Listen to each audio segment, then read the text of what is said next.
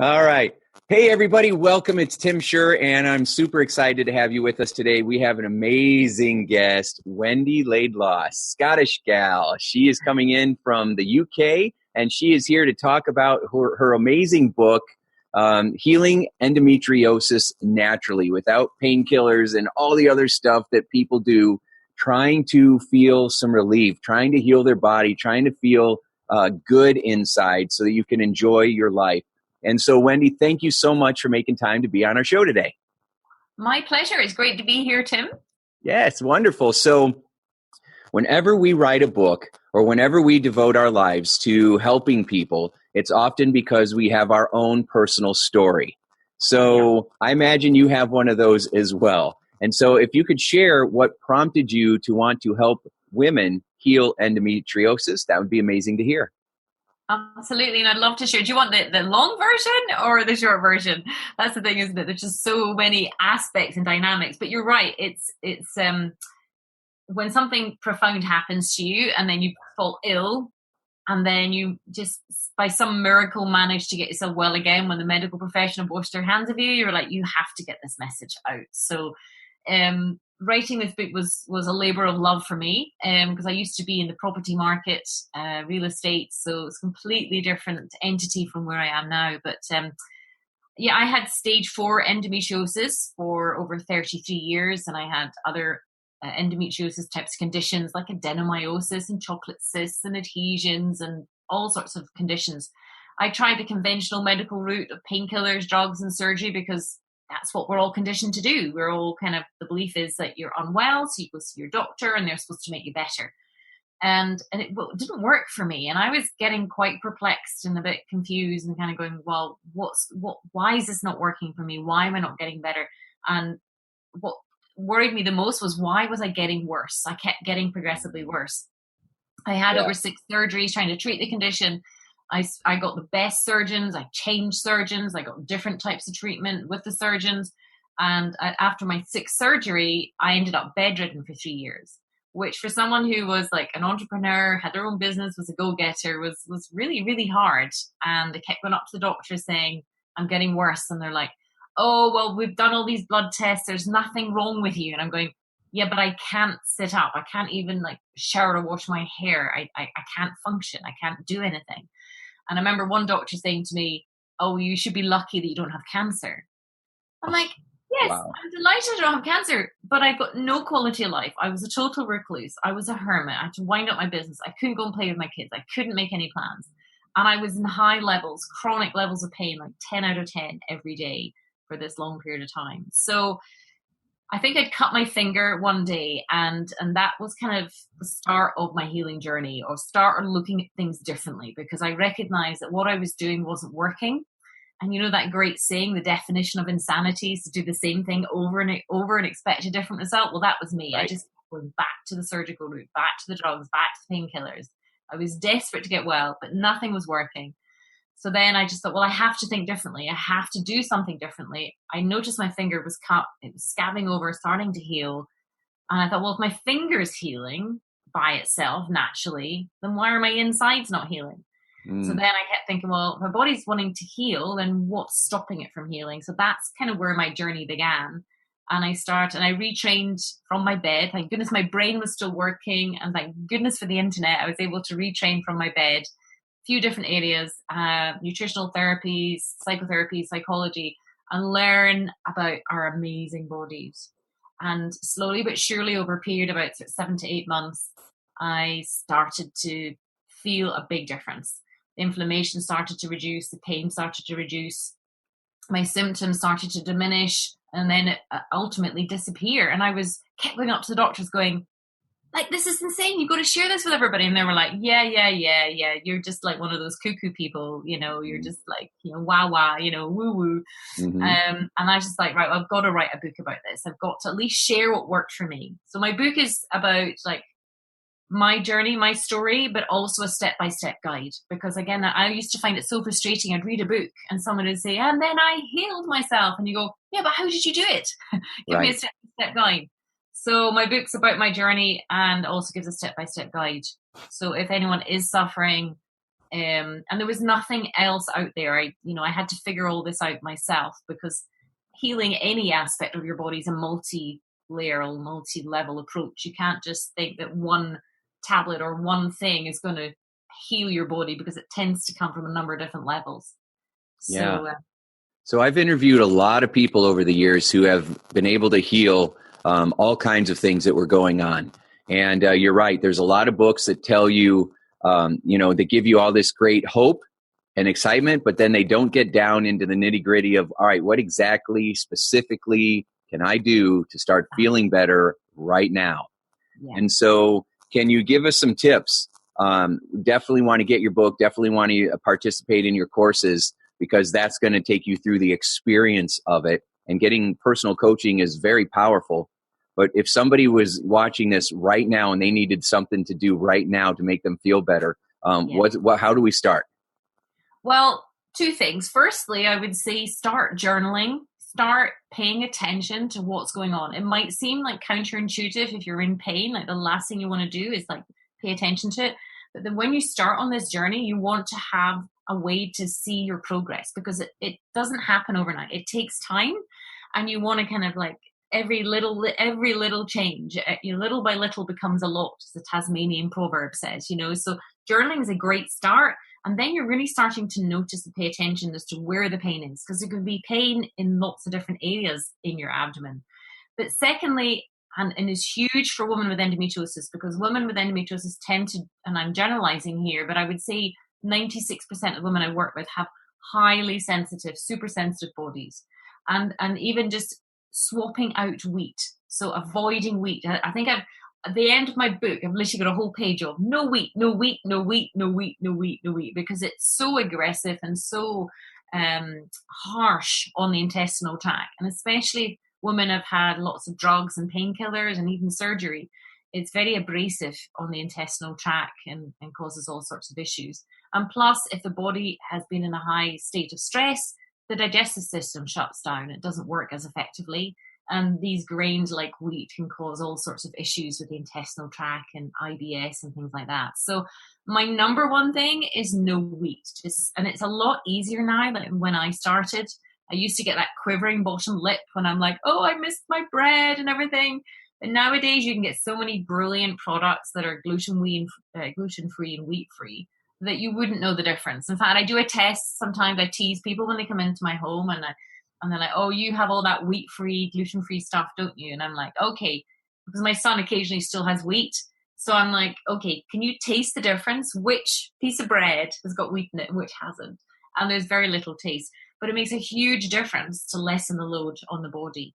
And wheat in itself, causes so much inflammation and things as well. So that would be my first thing, is to start just paying attention. If we're making little changes that are going to be long-term changes that are sustainable, then avoiding wheat. Now, obviously, it makes sense. We all know that we need to eat healthily and eat fresh and eat as, from as source to the ground as possible. But when you're highly inflamed and you're in a lot of pain, it's sometimes really hard to even think about what to eat. So this is where I suggest doing like raw juices, power shakes that I talk about in my book. Just drinking your food until your digestive system improves, and just start to get your body those important vitamins, minerals, and amino acids. Okay, so let's break this down, because you just shared a lot of information. So I've got three information dump there. I love it. It's okay. I can handle it. So I got three different chunks of information that I want to break down. So, sure. All right. So the first one was your journaling, and what you're journaling specifically, from what I'm hearing, is you would write down how you're experiencing the pain. Is it throbbing? Is it jabbing? Where do you feel it? And it's really important to do that, because there's something in neurolinguistic programming, which is one of the big tools that I use to help people grow and make changes in their life psychologically. There's something called submodalities, and it's the way that we're perceiving things. And so I'm not going to do a big, long description of what that means, but basically we could take a feeling, like if you're having stress, and we could give it a color and a shape, and you notice, where do you feel your stress? Some people feel it in their head, some in their shoulders, some in their chest, some in their abdomen. If we could give it a color and a shape, then people were starting to have a way of isolating where they were feeling that. And then by shrinking the shape down or changing the color or moving that image in your mind to a different part of you, it actually changed the feeling itself. Your brain perceived it in a different way, and it changed the way it felt. So if you are recording where you're feeling the discomfort and what kind of a discomfort it was, and you start to get more detailed instead of it just my stomach hurts, right? It always hurts. It's too general. If you can start to break it down, then you would actually notice the little differences, because most of the time I think people speak in generalities, you know? And so doctors, one of the first things they say is on a scale, a pain scale of 10 to 0, 10 is the worst, 0, you don't feel it. How much is it? And people are always like, it's a 20. So if you can have a way of journaling what you said, I'm sure do you have a journal or something to help people with this, or do you just recommend they just start writing? I'm in the process of producing one that women can follow, but even just an A4 lined book, make it nice, make it pretty, make it flowers, whatever. It's a journal that is yours, and you just start recording, put the date, the year, the date, the month, the year, and just start. And even just sharing and outpouring your thoughts, your fears, your feelings, everything onto paper can be incredibly powerful. Mm-hmm. It can be a bit counterintuitive initially, because you might be shocked at how negative you might feel or how sad or depressed, but that's okay.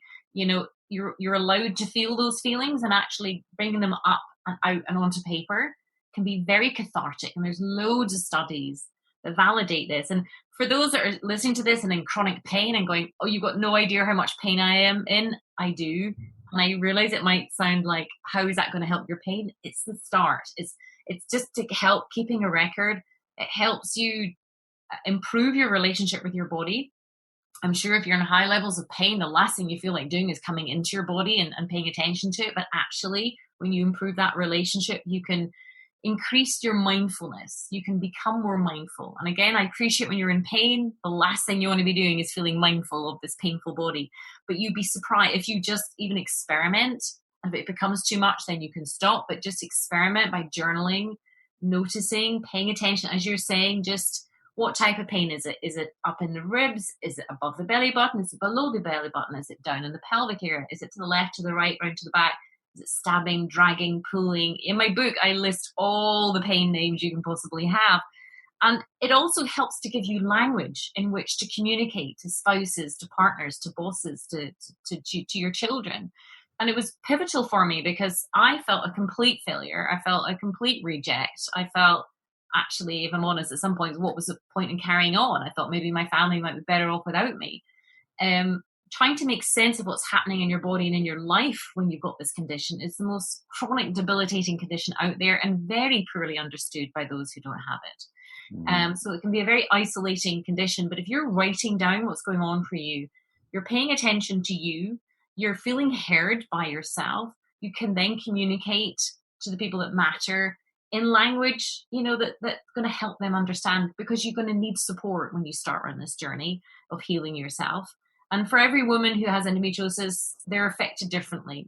Some women are bleeding, 20 odd days of the month. Some women just have pain at ovulation and menstruation.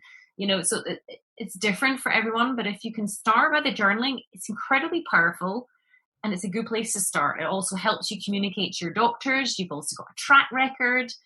If you're speaking to anyone, you're going to sound a lot more confident and know what's been going on in your body for a period of time. And most importantly, when you start on this natural healing journey, have a record to go back and go, wow. If it wasn't for my journals, I don't know if I could remember the pain I was in. And to say that now is quite shocking to me, because I was bedridden. I could barely walk, crawling along the floor to get to places. I was pain 10 out of 10. At one stage, I was on double doses of morphine and 36 painkillers a day. Nothing was taking the pain away. Now, it's only because I've been able to go back and read my journals, which has been quite hard at times to do, because I go, wow, how ill was I? But that's enabled me now to share my story now with you, Tim, and with your listeners. And, so hopefully if they keep journaling, they will have a story in which that they can share and inspire other women, but you have to start with the journaling, because it's very powerful. It's a great place to start, so you can track your progress as well. Yeah, that's powerful. I love that you have that in your book. That's definitely something you got to have because you need the language. And when you were just rattling off all the different words to describe pain and discomfort, and the areas and the locations, it gives people the tools and the language, like you said, to be able to really accurately describe what's going on. Because otherwise, when you're in a lot of pain or if you're on painkillers, it's hard to come up with the verbiage and the language. And so if it's right there in your book, it just makes it easier. And definitely, put together some kind of journal as well for people, because it's so much easier, more comforting to be able to just work through something, have someone hold your hand and work through it. I loved everything you said about journaling. It's so empowering. It helps you to get it out instead of it just being recycled. And it also makes you feel like if you're in bed and you can't get out and you feel completely helpless, this is something that you can take charge of. This is something you can do, right? Even if you just write a couple sentences. And sure, it will feel counterintuitive because people feel like, I already know I'm angry. I already know I'm hurt. I already know that I'm mad at the world. Why is this happening to me? Why do I want to write about it? But often, instead of the fight or flight response where we're running away or we're trying to fight it, if we run towards whatever our challenge is and give it a hug. And most people always look at me like I've got two heads. This is how we get on, Tim, because we're exactly on the same page. And this is what I say to the women I work with who come into my programs. It's like the last thing you feel you want to do, but you need to hug. There's a grieving process going on. It's okay to be upset. It's okay to be angry. What's going on is not fair. It's not your fault. You don't know what you don't know. So it's wonderful to hear you, reflect my feelings on these things. Yes, absolutely. Yeah. Hugging yourself, going after that, running into our challenge instead of trying to avoid it. Because when we avoid it, it just seems to get louder. It's like trying to grab our attention because pain is just a messenger. It's trying to let us know something's wrong. And it's like a fire alarm. And sometimes it's getting pulled when there is no fire, but, I have that a lot with my anxiety clients, right? Where that trigger is getting, that fire alarm is getting pulled all day long and there's really no fire, but it's become such a habit. So, all right. So the journaling, very, very important, very cathartic. And cathartic is just a psychological word that just means you're getting it out, right? You're releasing it and letting it go. So then the second part of it was you talked about wheat. No, that was the third part. The second part of it, you went into juicing, right? You talked a little bit about juicing. Now, I don't know if people, when they feel like they can't get out of bed, are going to want to go and start juicing. I think that might be a step 2 or level 2. Well, I talked about wheat first because... Oh, did you? Okay. Yeah, talked about, sorry, I'm not to be pedantic, but wheat first because if you think the vast majority of what people eat is wheat-based and wheat-filled. Okay. And it's like, it's so inflammatory to the intestinal tract. And you're right, when it comes to the juicing, I talk about my power shakes a lot in my book, and juicing is kind of like a nice add-on to that when they start to feel better. But the benefits of removing wheat can be almost in a couple of days reduction in pain. And we're talking about, because if you think of the Western diet is, they have cereal for breakfast, and then they have a roll for lunch, and then they have pizza or pasta for supper. Wheat. And it's so abrasive. And the reason I kind of say just wheat, if you can swap out and start looking for gluten-free and wheat-free, there are loads of products out there. I talk about a transition period. Just as you run down your cupboards, just start noticing. Go online. There's supermarkets delivered to your door now. You can go online. There's so many brilliant shops now. And there might be this part of you that's like, doesn't really want to do it and feel like you're like going to be like deprived of something. Just try it. Just experiment. You'll be surprised. You'll be surprised how quickly your body responds to the absence of wheat. And I say wheat because some people are okay with gluten, but if there's a story of an author called Diane Shepperton Mills. She wrote Endometriosis Healing Through, I can't remember the title of her book, but anyway, she was one of the first books that I read, and she tells the story of how 5 women had gone to this TV studio to discuss endometriosis and the wheat and gluten and all, how that can be cause a lot of sensitivity in the intestinal tract. And after they had done the TV show, some people had brought in some sandwiches, and they had thought that they were gluten-free and wheat-free, but they were gluten-free, but they had wheat in them. And 3 of the women ended up being rushed into accident and emergency with chronic levels of pain. Oh, wow. So Wow. if I even have half a teaspoonful of wheat, I'm doubled up in cramps immediately. My body just reacts. But equally, that the reverse is true. If people start abstaining from wheat, they can really start that bloated belly, the distension, the constipation. All that will slowly start, even just in a number of days, a couple of weeks. I have people emailing me, somebody just emailing me yesterday saying, wow, I've only been following, your suggestions for 3 weeks and already I feel a massive difference, So even just wheat, even if that's the only thing you can think about is no wheat when you're in pain. Yeah. Try it. Ask your friends, ask your family, go online and just try it. And don't view it as a not being allowed wheat, just a swapping out wheat. I use that psychologically because if we feel we're deprived of something, we want it more. But if we're swapping something out, that worked for me. That worked for my psychology. Swap out, the wheat for the wheat free. I then didn't feel I was being deprived. And that's, what I do every day. I've never had wheat. I know if I did have wheat, I would be instantly in pain. So many good things again. I got to start taking notes. So many good things you said. So, swapping out, or I call it upgrading, right? So you're not taking it away, you're upgrading. Yeah, you just upgrade into something better. Yeah, and so what's 2 things that you eat in the breakfast besides a protein shake? What else would you eat for breakfast? Well, I'm high protein, again, some of the things I suggest, some people have their own views and that's fine. But what worked for me was taking the philosophy of, let's look at what our great ancestors used to eat. And I use the philosophy, would my great granny have eaten this? Would she have had some eggs in the morning? Yep, she would have had some eggs. And would she have had some bacon? Yep, probably. If there'd been some meat around, it would have been chopped up and eaten up. It would have been grass-fed, hormone-free and antibiotic-free. Yep, meat. Some people have very firm ideas. I try to keep it quite relaxed and just use the philosophy, would my great granny have eaten this? Because it's not a diet. It's not a fad. I try to introduce healthy eating habits to the women I work with, and I do the same for myself and my children. And we're going for long term here. So personally, I have my power shake every morning, and that sets me up for the day. It's also great for hydration, great for my vitamins. I know that whatever is in my power shake, I tend to split my power shake into 2 containers, and that gives me all the fluids that I need, all the vitamins, minerals, amino acids, macrogreens that my body needs as a basic level. And then I will have like my protein and my bacon, and then I'll have my salads and my tuna. And I eat a lot.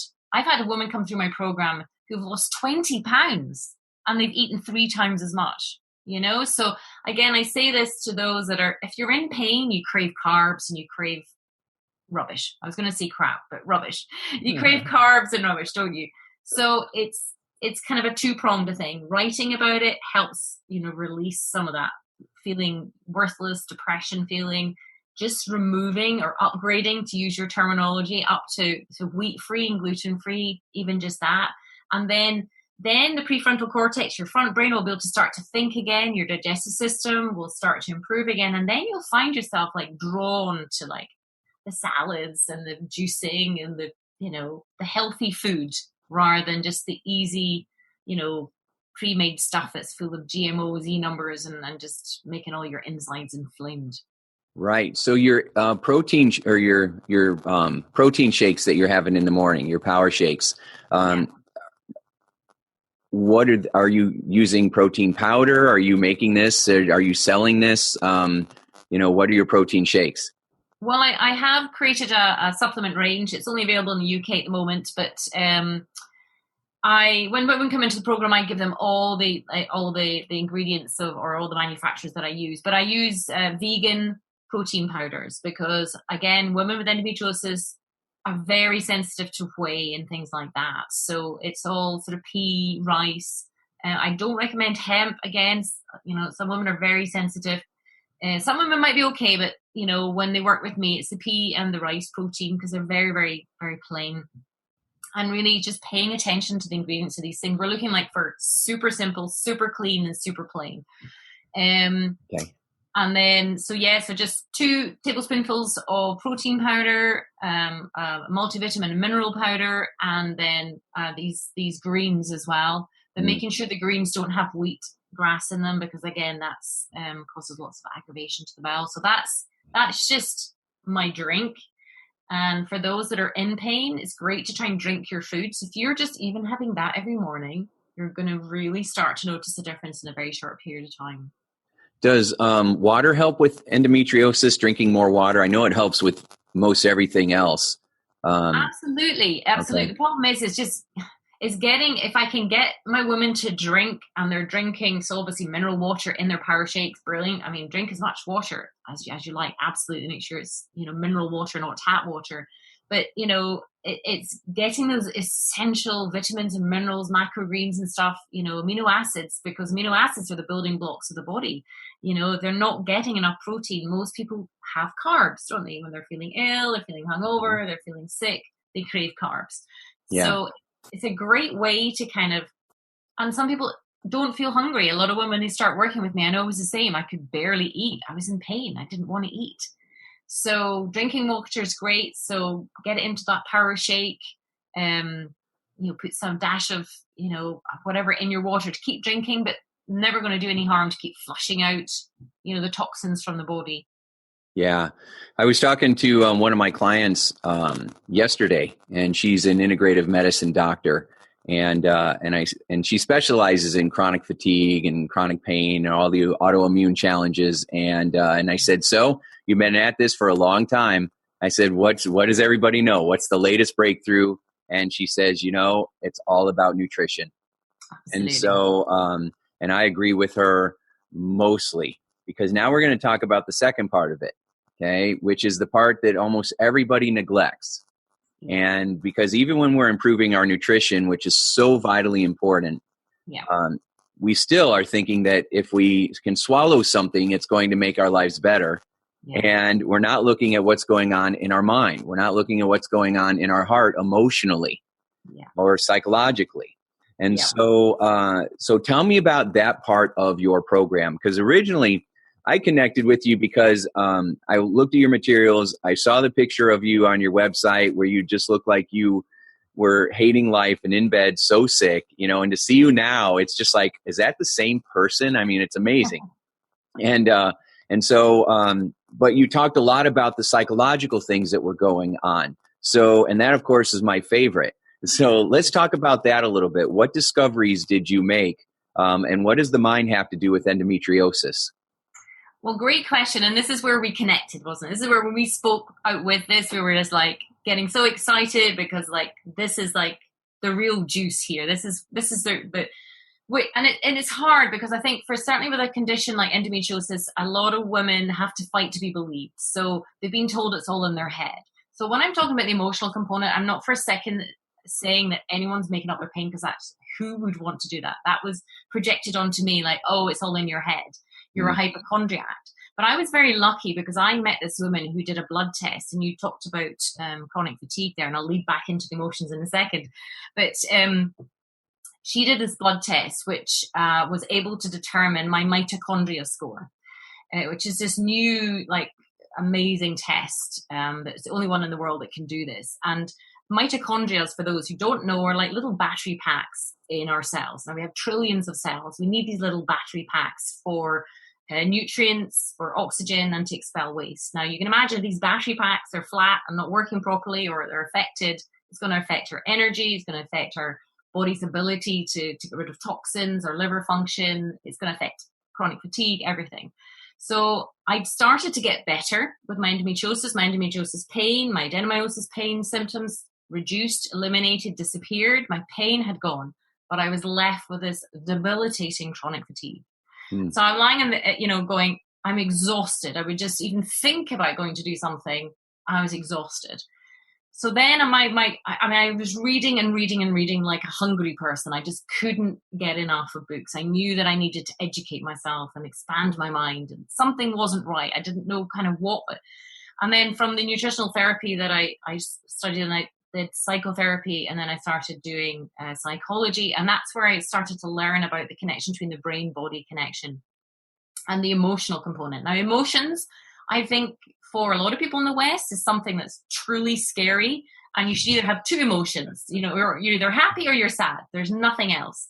And I remember finding this kaleidoscope of other emotions that we're allowed, in inverted commas, to have. And there was like, I don't know, 80 or 90 different emotions. I'm like, I didn't even know that was possible. But so the emotional journey really started to intrigue me. And that's where the journaling was really helpful. I started to hear parts of myself. I started to, pay attention to what was happening, what my triggers were. I started to, the emotional components, very rarely understood, and of course affects what 95% of our brain. It's in our subconscious, which we don't have conscious control of. And it was learning about the nervous system and about family of origin and how we take on all these beliefs that that we're conditioned to believe certain things without question.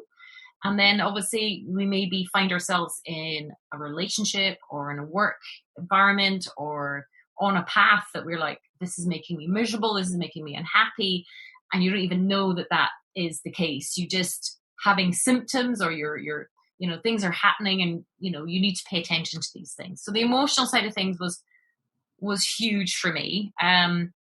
Huge for me, and the more I learned, the more excited I got. For me, there I realized there was elements of my past that I had not dealt with, that I had just shoved down and forgotten about or tried to move on from, but they needed addressing. That some light needed to go on them in a very safe way to process, because if we have trauma, small t or large t trauma, or there's been abuse in any form, emotional, physical, spiritual, financial, these things have a very profound, and I see profound, impact on the body that's very poorly understood in this, in the West.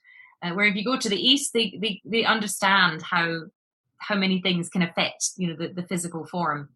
So that was, I still get excited by that now.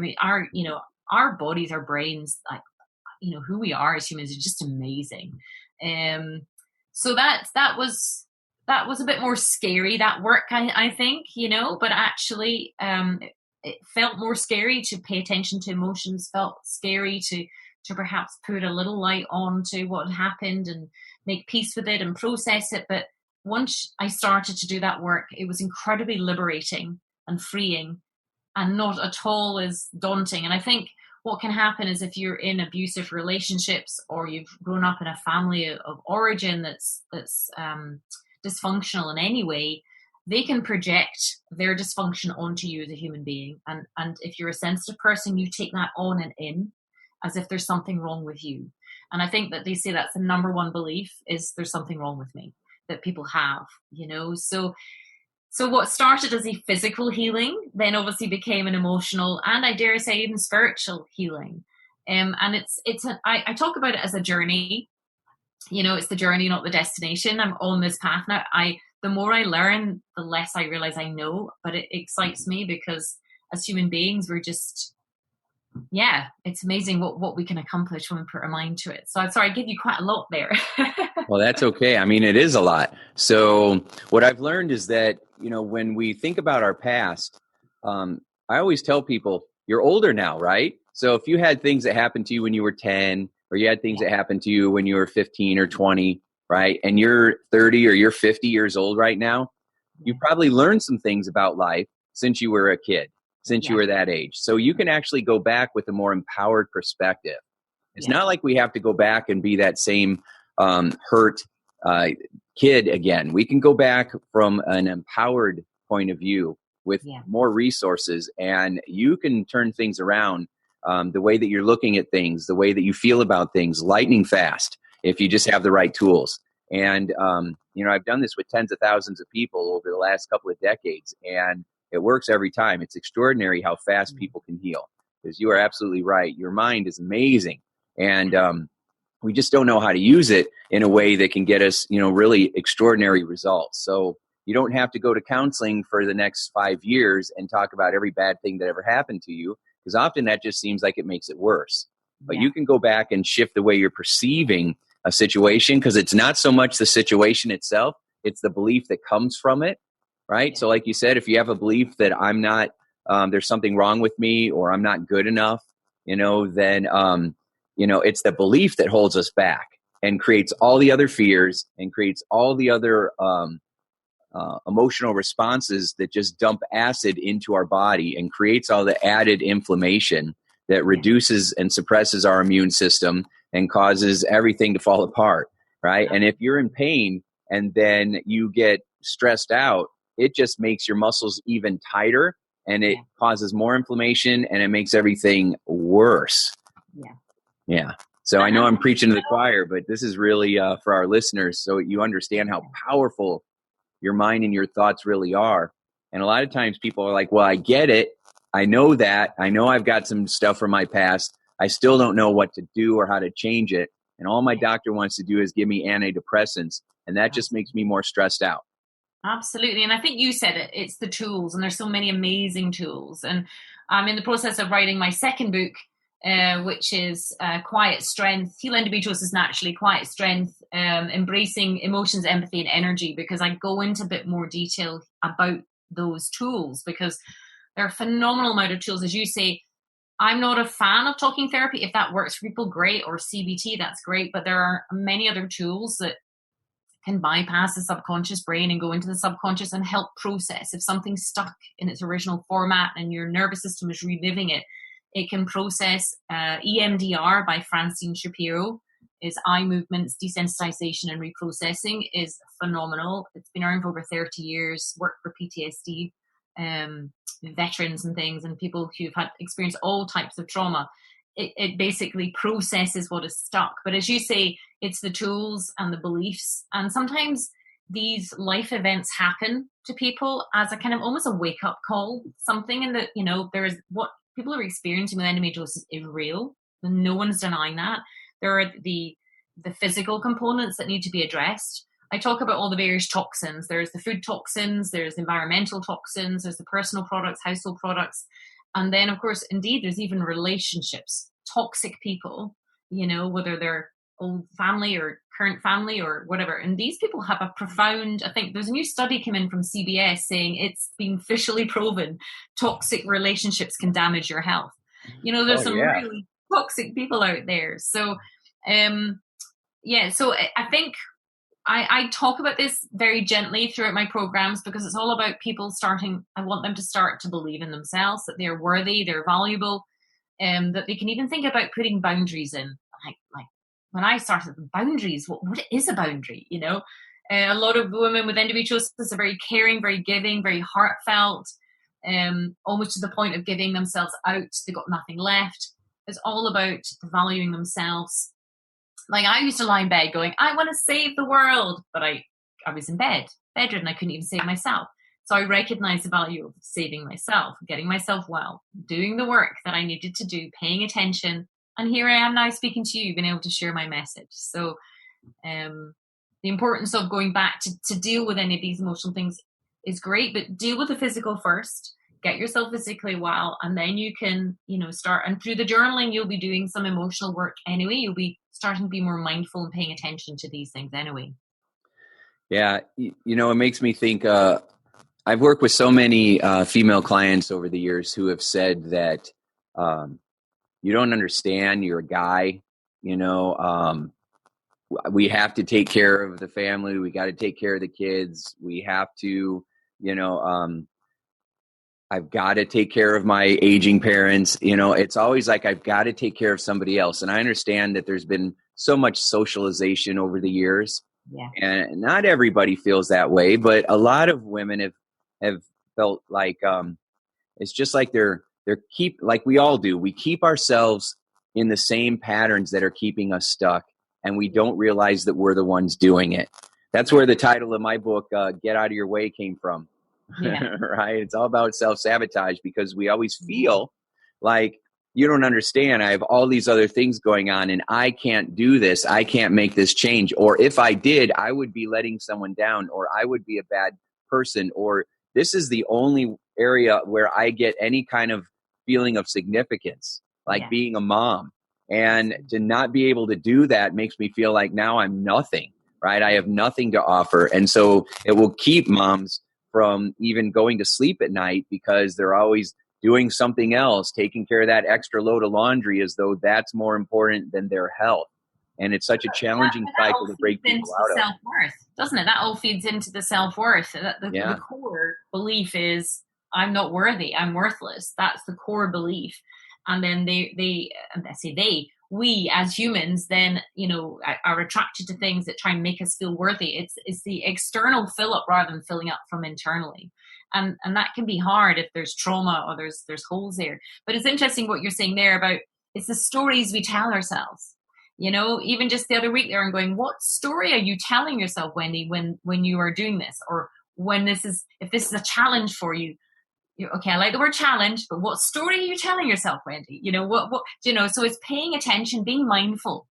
And that's where, again, another element for women might even want to think about is even meditation or mindfulness or relaxation or listening to music, just coming into themselves in such a way that they can actually start to feel their worth. Yes, that's beautiful. Yeah, meditation. I'm a big fan of self-hypnosis, right? Which is really the same thing. It feels the same, except I think that hypnosis is like meditation on steroids. So it's very goal-directed. A lot of times meditation, depending on the kind, but the guided imagery and meditation is really about letting go of detachment or attachments. Hypnosis or guided meditation where you're using it specifically to heal or to create that healing imagery is very powerful. I remember keynoting one time with Bernie Siegel, and he was a famous oncologist, and he wrote great books like How to Be an Exceptional Cancer Patient and stuff like that. And just a brilliant oncologist and surgeon. And he loved hypnosis. And they did a lot of studies where and it doesn't have to be hypnosis, but any kind of guided meditation where people are imagining healing actively happening in their body, going down into your body and putting soothing, healing, cool blue gel, right, all over those little fires and putting them out and creating this soothing, healing, barrier of protection. And that kind of imagery actually releases dopamine in your brain and endorphins and enkephalins and your body's natural morphine, and makes you feel more peaceful. And your body knows where to secrete the right amounts at the right places, the right dosages that's going to be optimal for you, as opposed to just taking an external pill that makes you feel good for 20 minutes. And then you have to deal with all the negative side effects afterwards. Absolutely. You're absolutely right. And guided meditation, especially for those that have blue bottle brains like me, sometimes like your mind can be bouncing all over the place. Guided meditations are great for just drawing your attention to that specific thing or to your body, or as it's, working its way around your body. And I think as well, just helps you stay in the present moment, because what can really kick off that fight flight is, obviously worrying about the past and fretting about the future, when actually we forget to live in the now, which I know is very hard for women when they're, if they're listening to this and they're in chronic pain, they're probably like, you don't know what it's like. And I'm like, I do know what it's like. But it's actually counterintuitive, but it's so good if you can do these guided meditations. It keeps you in the here and now. And you'll be surprised how quickly, as you say, your body responds to guided imagery. There are so many case studies and tests and stuff that, being carried out showing the effectiveness of these things. Yeah. Well, you can stay the same and not do any of this stuff and just get comfortable with the results that you have, or you can do something different. Yeah. And because people can come up with excuses all day long for why they're not going to do it, and then good, I hope you're enjoying your pain and discomfort, because it's probably not going to change on its own. And a lot of what they're offering with medicine out there right now, traditional medicine, isn't cutting it. Or you can do what you're suggesting based on live experiences, real personal experiences of someone who was bedridden, couldn't get out of bed, questioning if, you even have anything to offer anymore. And then, making your way through this, starting out with what you could do, doing the journaling, writing a couple things down. It's the small things, like you said, that Tanzanian proverb, little things turn into big things. And most people think that little things aren't going to matter, and it won't do anything because it's little. And well, that we're is also impatient these days, aren't we? We're all like that better, faster, more now. We want it like yesterday. But I heard a statistic yesterday that only 2 to 3% of operations that are carried out for women with endometriosis have any positive impact. 2 to 3%. Yeah, there's When you're doing a procedure where it's designed to help try to eliminate scarring by doing a procedure that creates scarring, that just doesn't make sense. Yeah. It just doesn't make sense at all. And what's worrying is the cost, and then women that are like, 12 operations. In fact, there was a woman yesterday said that she said, they punctured my bladder when they were in. Gosh. She rushed back to, I won't scare people by listening to this, but you're right. If what you've tried up until now hasn't worked, then do something different. Take a different path. I talk about my bumblebee story. I'll finish on that. As I had hugging my hot water bottle in the middle of summer in my greenhouse because I was shivering. I was in so much pain. Sat there in the chair, and the door was open to the greenhouse. This bumblebee flew in, and I was buzzing around, and then I could see it was trying to get back out, and it went to the left of the door, and it was bashing against the glass. And I had one of the, I can still see it now, one of those pivotal moments where I'm looking at it going, that's like me, that's doing the painkillers, the drugs, the surgery. The painkillers, the drugs, the surgery. I'm just banging my head off this glass. And it ain't matter how willful that bumblebee is, it isn't going to get through the glass. And I got up and I just gently moved the bumblebee to the right, and it flew out the door. And I thought that I need to go to the right. I need to step outside the box. I need to think outside the box. I need to do something different. And that for me was really powerful. Definition of insanity, doing the same thing over and over and expecting a different result. Yeah. Beautiful story. Beautiful story. All right. So I know we're about out of time here. You've got a big workshop going on tonight. So tell me, how can people get a hold of your book? They can go to healendometriosisnaturallybook.com, and you can get a free paperback book worth $14.99 on Amazon.